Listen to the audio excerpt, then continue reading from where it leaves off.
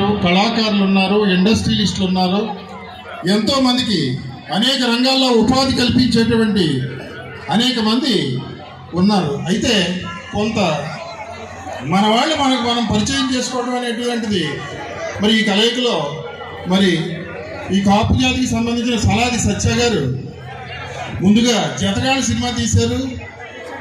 ఆయనే డైరెక్షన్ చేసి ఆయనే స్క్రిప్ట్, అది కూడా వర్కౌట్ అయింది.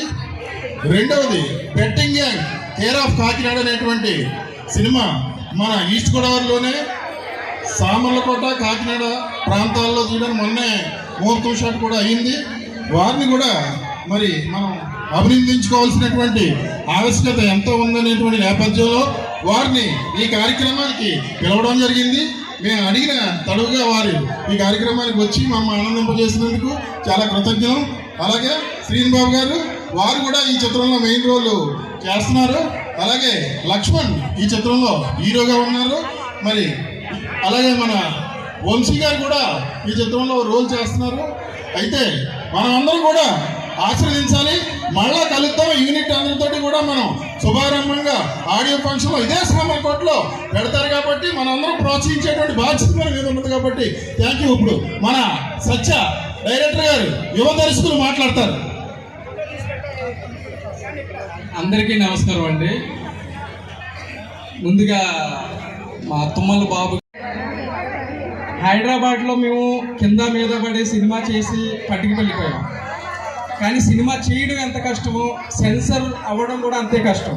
ఆ రెండు కూడా దాటుకుని వచ్చేసాం. కానీ మూడో మెట్టు ఏంటంటే సినిమా రిలీజ్ చేయాలి. థియేటర్స్ ఎవరిస్తారు? ఈ సత్య సలాద్ అనేవాడు ఆల్రెడీ ప్రూవ్ డైరెక్టర్ కాదు. వారావా జతగాళ్ళ సినిమాకి ఇప్పుడు బెట్టింగ్ గ్యాంగ్ ఈజీ అవుతుంది. అప్పుడు థియేటర్స్ ఎలాగా అనుకున్నప్పుడు మేము పులిమేరలో మా పోస్టర్ రిలీజ్ ఫంక్షన్ పెట్టినప్పుడు తుమ్మల బాబు గారు, అన్నయ్య అనొచ్చు అనకూడదు నాకు తెలియదు కానీ, అన్న ఒక స్పీచ్ ఇచ్చారు ఆ ఊళ్ళో. థియేటర్లు ఎక్కడైనా జరిగి తెచ్చే బాధ్యత నాది అన్నారు. సరే ఇలా చెప్తారు స్టేజ్ మీద అనుకున్నాను. కానీ ఈరోజు ఈస్ట్ గోదావరిలో మాకు 5-6 థియేటర్లు దొరకడమే కష్టం అనుకుంటే 18 థియేటర్లు ఇప్పించారండి తుమ్మల బాబు గారు. తర్వాత వచ్చి మాకు ఆంధ్ర తెలంగాణ 150 థియేటర్లు దొరికాయి అంటే అది ఏంటంటే నాకు ఈ కులం అంటే, నాకు ఇంటి పేరు అంటే నాకు పెద్ద అవగాహన లేదు. నా పేరు అంతకుముందు సత్య ఎస్ అని ఉండేది ఇండస్ట్రీలో. కానీ ఒక్కసారి నేను నా పేరుని